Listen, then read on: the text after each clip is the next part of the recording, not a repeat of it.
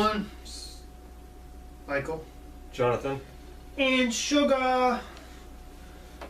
This is what used to be called Midnight Movie Past Madness. Now it's just, I don't know, 7 p.m. Thursday premiere movie review? Something like that. So. Because, we don't have Movie Pass anymore. So. We have the much better program. Yeah. Movie Pass bit the dust, and so we went with something different. And speaking of biting the dust, dun dun dun dun. Yes, we went and saw Bohemian Rhapsody tonight. What was labeled as supposed to be a Queen biopic. It's more. It's kind of is, but it seems it's half and half. It's like all half Freddie Mercury biopic, half how the band started and how they got some of their songs thought up and recorded. But it was really good. So yeah, because we don't see any of the other stories. But I understand why they wanted to do it, because obviously Freddie's gone, and they needed a way to tell his tale. Yeah, they gave us enough. I felt like there was just the right amount of Queen backstory, as in the band's story of them rising and figuring out their sound and all those things mixed in with Freddie's story, because no matter what, you're going to have that. That's such an important part of not just Queen's story, but of rock history in a lot of ways. And there was obviously enough because everybody was pleased with it. And what I mean by that is Brian May and Roger Taylor, because they were a big part of that, and that's the reason why we lost out on Sacha Baron Cohen's biopic, because he was originally going to be playing Freddie Mercury, and he wrote it, and he was going to produce it, but they didn't like it, and they didn't give him the rights to do it because it was all about Freddie Mercury. Quite frankly, I'm so glad that that didn't happen, because I can't see Borat playing Freddie Mercury. I can't see it. I'm glad we got what we got, but I would have been interested to see what Sacha Baron Cohen would have done, because he can do drama. A lot of people don't know, but he can do drama. He just doesn't do it very often. But he can if he wants to. I would have been interested to see the story that he wanted to tell. But I'm glad we got what we got. Great film, acting spectacular. Just everything about it was just great. Do I think it's Oscar contender? Maybe.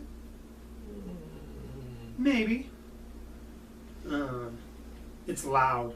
Oh my God, is it loud? Yeah. And I was thinking about that on the way home, that they did such a good job with the sound on it that you can tell the difference from when they started playing at the pubs. It was like they were hesitant. Well, no, that's not even what I was thinking of. I was thinking of physically. It's like when you go see a band that's not signed and they have old equipment and it's not real good equipment, it sounds a certain way. Garage band sound. Yeah. And then once they got some money and got signed and they were able to get some better equipment, you can tell so much different. They did such a good job with that, because they could have just, when they were Let Them See You Smile or whatever the original band was called. They could have just given them professional good quality instruments and done it that way. But it was a nice balance, good contrast. Yeah. And that was really good. Oh, and so loud. my ears are still ringing a little bit. It was so loud. It actually makes you feel like you're at a concert. Yes. And I'm not even talking about like the end of the movie. I'm not even talking about that. We'll get to that in just a minute. Yeah, it was an incredible sound mixture. And granted, we went to go see it at Dolby Cinema, so it's already better quality sound anyway. But still, I think anywhere you would have gone, it would have been. It wouldn't have had the exact same effect, but it would have sounded great. Mm-hmm.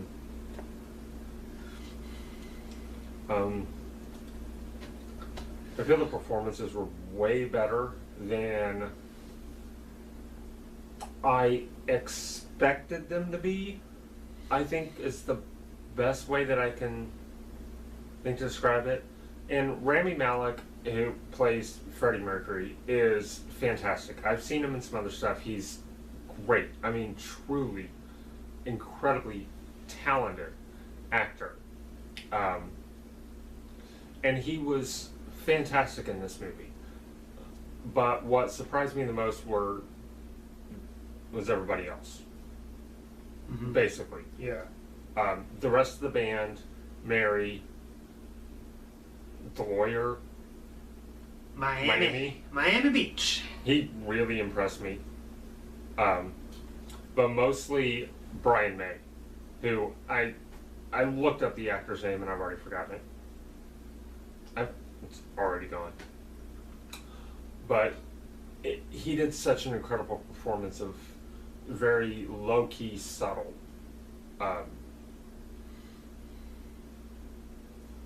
Personality. That's the word I'm looking for. I'm sorry. It really struck me, you know.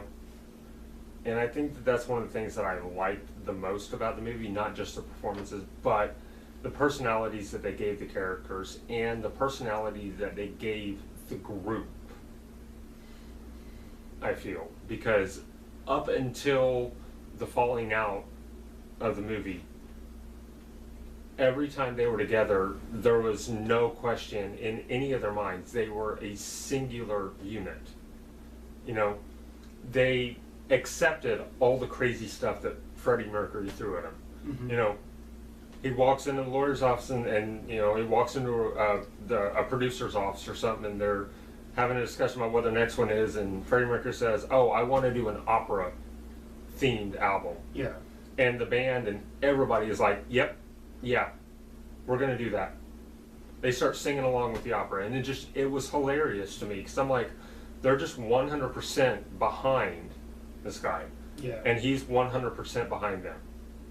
It was a really great feeling of unity that you don't see very often in movies about bands. There's always some infighting or something, and we didn't get that. Like, really, throughout the whole movie. Because whatever fighting there was, it was only because he left. Yeah. But once he came back, they were like, "Yeah, we forgive you. Let's do this." They were family, and they said that throughout the whole movie, and I liked that they kept that throughout the whole movie. The guy at EMI, just the funniest thing. Is like, I mean, there's not a lot in this movie that's funny because it's a drama. But this just made me laugh so hard. Okay, spoiler alert: Mike Myers is in this movie. He plays a record executive at EMI, and they were talking about what the single on the next album is going to be, and they want to say, you know, it's Mary's Love Song or I Love My Car or whatever. And of course, they're all pushing for Bohemian Rhapsody, and he's like, "See, nobody is going to crank this up in a car stereo and headbang to it." And I laughed so hard because of Wayne's World. Oh my God, that's so funny. I wonder if they just wrote that in there just as an inside joke about Wayne's World. It's gotta be. So, you know. Another thing I was really worried about, and I was glad to know that they didn't go this way. From the trailers, it looks like they're going to do what they called hetero washing of it, and just kind of like put Freddie's gay side to the way, and not really focus that on that as much. It was great to know that they didn't.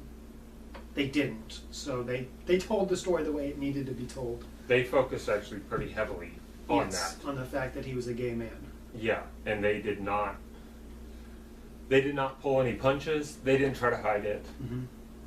And even before, like, he actually came out as gay, and like the scene in the movie where he does, they drop little hints throughout the first third of the movie. Yeah, and about it. Oh God, how incredible was that scene where he came out to Mary? Mm-hmm. Oh, that was heartbreaking. Yeah. I mean, the only thing I could think of to top that was when he was telling Paul off. That whole so scene. Great. It's such a great. That was a great scene, but the moment right before that scene was so great when he's talking to Mary, who is his wife and then ex-wife, I guess. But they stay friends throughout his whole life. And she goes to see him, and he's spiraling just out of control, and they're standing there in the rain, and she's saying, "You have people that still love you, please come home." Yeah. And then he tells his lover off and says, basically, "Bye. Get out of here," and then he leaves in the rain. He just walks away. And it was an incredibly powerful scene. Mm-hmm. What else can we say is good about it? Is there anything we can say bad about it? Is there anything bad about it? Wasn't long enough. It was like 2.5 hours or something like that, but it wasn't long enough. Because it's started at 7 and it's 10:30 now. Yeah, it's probably 2 hours. It's probably a little over 2 hours.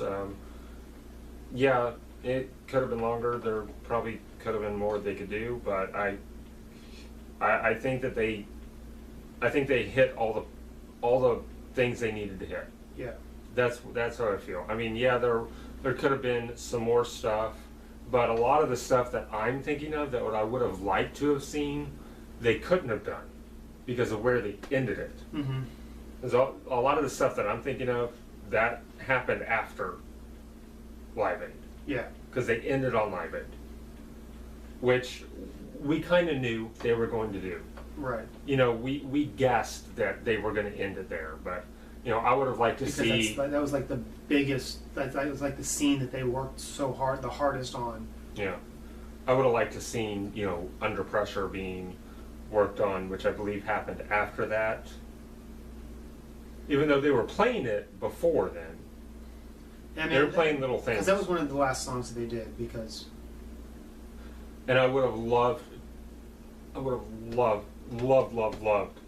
to have seen the recording of the final album. Yeah. That they released. Because Freddie was literally dying while they were recording that album. And I remember a story about one of the songs. I remember it was a song that I think he wrote for his mother.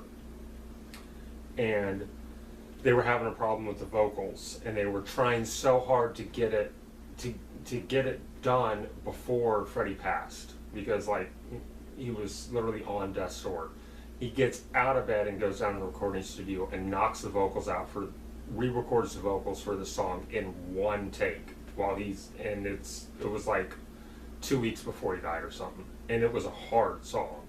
He like passed out basically in the studio afterward because he had spent every amount of energy that he had.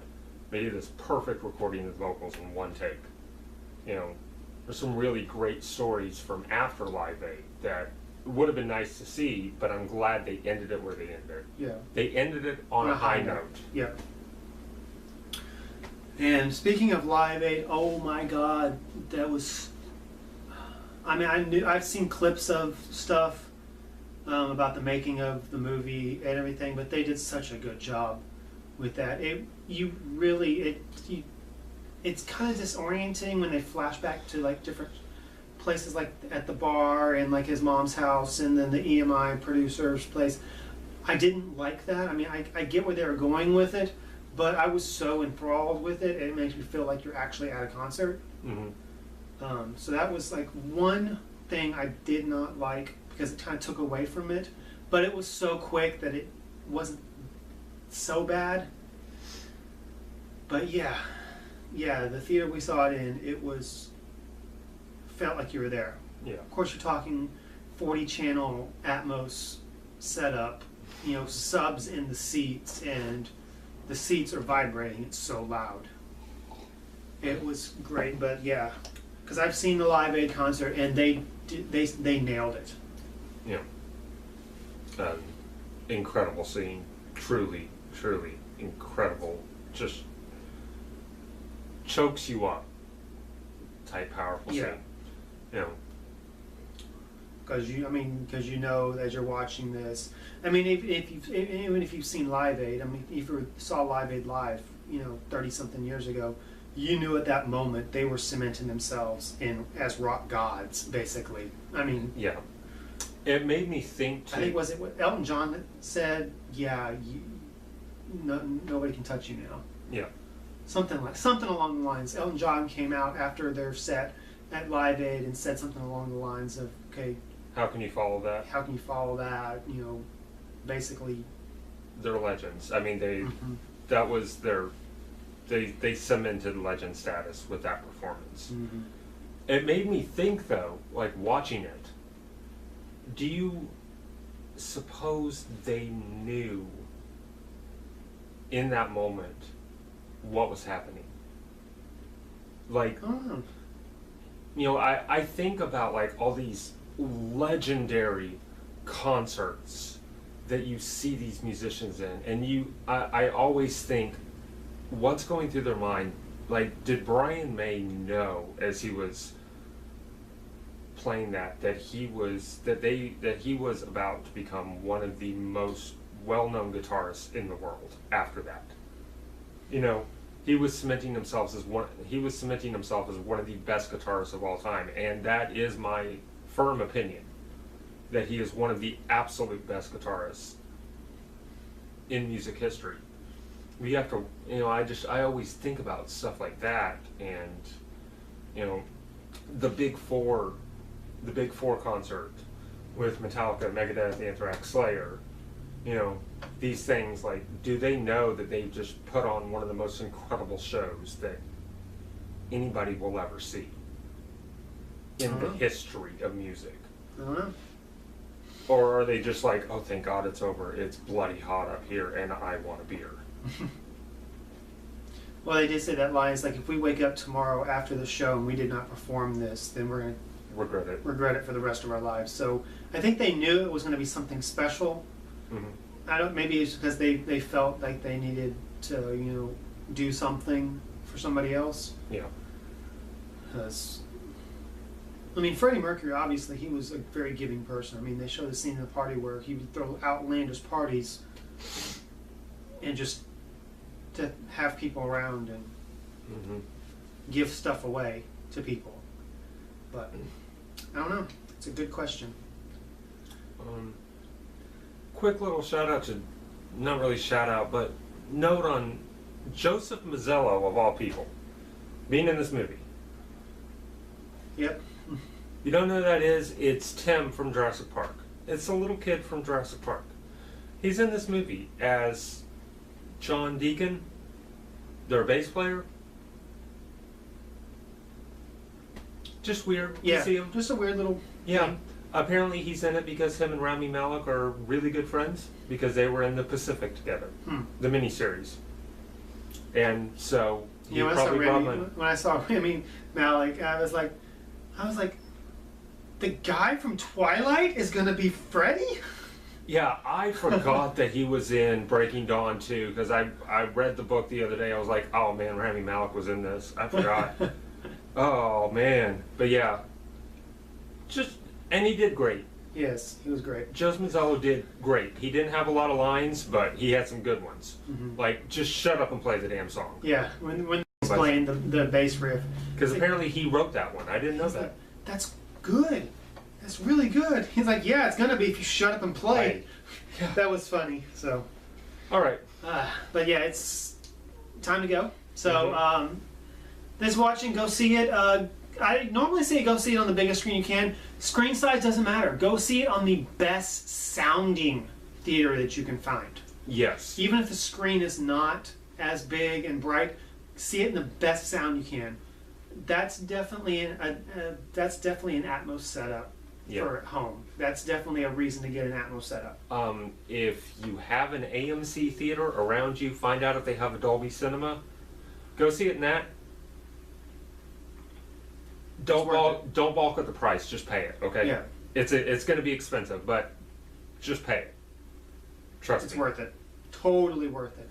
Yes. And I hope that we're going to start doing these again regularly. We're going to try, at least for some of the big releases, we're going to do them, which the next probably major one will be here in a couple of weeks for Fantastic Beasts, Crimes of Grindelwald.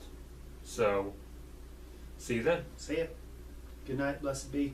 Like and subscribe if you like movie reviews. I just want to hear what we have to say about them. Yeah.